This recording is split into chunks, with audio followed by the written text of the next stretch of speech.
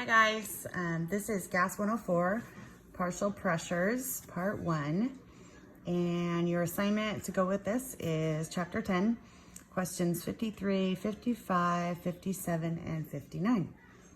So let's get to it. We're gonna start with a quick definition for partial pressure.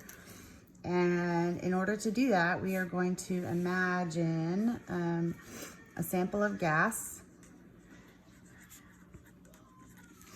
that is a mixture of two gases.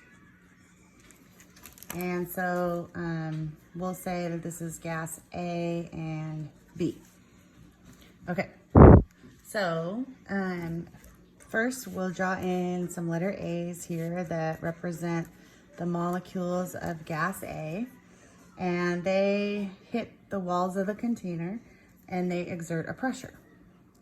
So gas A exerts a pressure. And then we can also have gas B in here in the mixture. This would be like maybe oxygen and hydrogen or something. And then, so gas B hits the walls of the container and gas B exerts a pressure.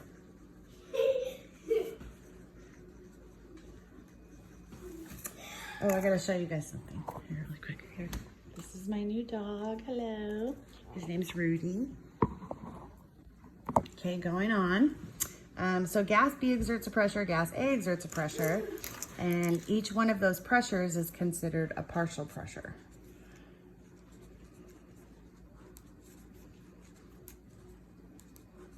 So partial pressure is the pressure exerted by a single gas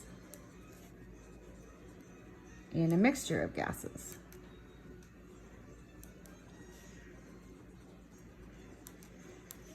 Okay, and we want to remember that these pressures are separate from one another.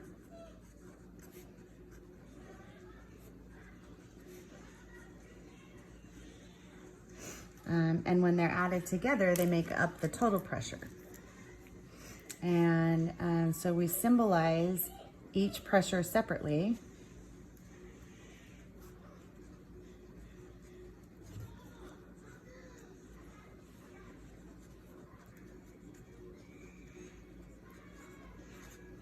And so we would say that we have the pressure of gas A.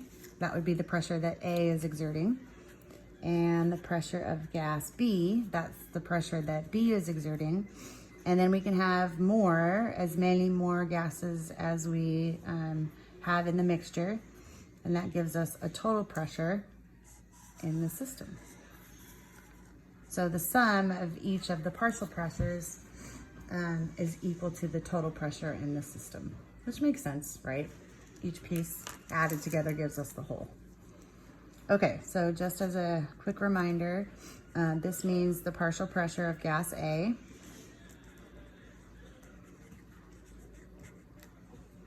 And this, accordingly, is the partial pressure of gas B.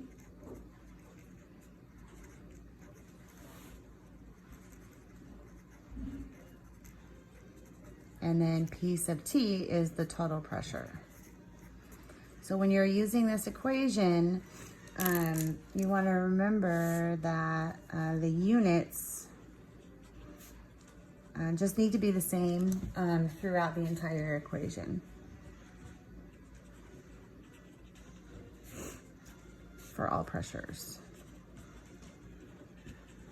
So if you have kilopascals here, you can't add to it atmospheres and then get torr over here. They all have to be in the same units. And it doesn't matter which units it is, it just has to be the same.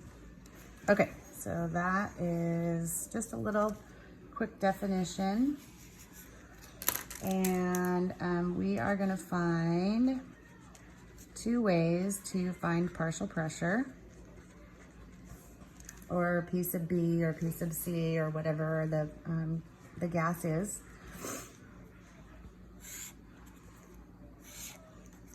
Okay, and the first way is going to involve your favorite equation, which is the ideal gas law. Oops, I'm off the page there, sorry. Or off the screen. The ideal gas law. And then the other way is going to involve using a mole fraction. Okay, so this will be the gas 105 notes. Okay, and so we're going to go back over here to the ideal gas law, and so we want to remember that we can use the moles of A to find the partial pressure of A.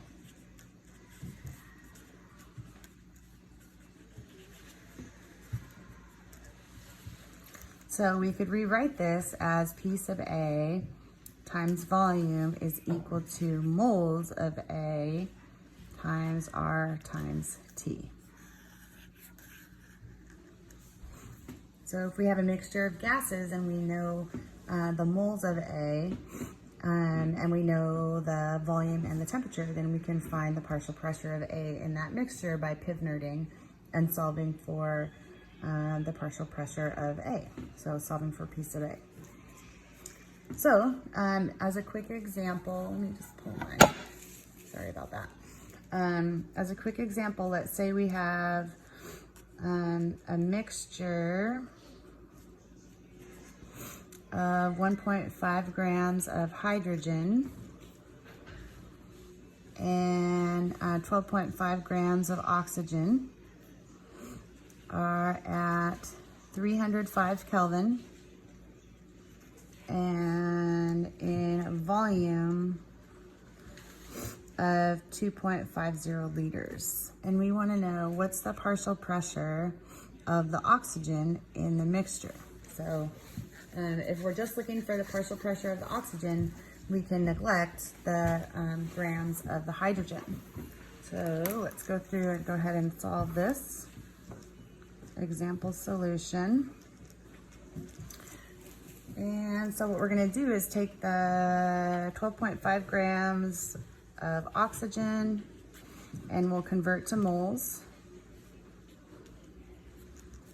So of course, you know, when in doubt, convert to moles. When not in doubt, convert to moles anyway. And so we get 0.391, and that's moles of O2. And then it's just as easy as Pivnerting from there. So we're just going to PV nRT. And basically we're using this equation where A would represent oxygen, O2, and we want to know what's P sub A. So we know the volume is 2.50 liters. Moles we just solved for, which is 0.391 moles. And R 0.0821, and T is 305. Sorry, that's so small. Okay, so we're gonna do a little bit of baby algebra here. 0.391 times 0.0821 times 305, divide by 2.50, and we get partial pressure of the oxygen is equal to 3.92 atms. Always remembering that, of course, when you solve the ideal gas law for P, that you're solving for atmospheres. Okay, and that's a good example of the first way to find partial pressures, and that's just to use Pivner if you can. And we are going to come back with gas 105, and I'll explain about mole fractions. Okay, thank you, bye.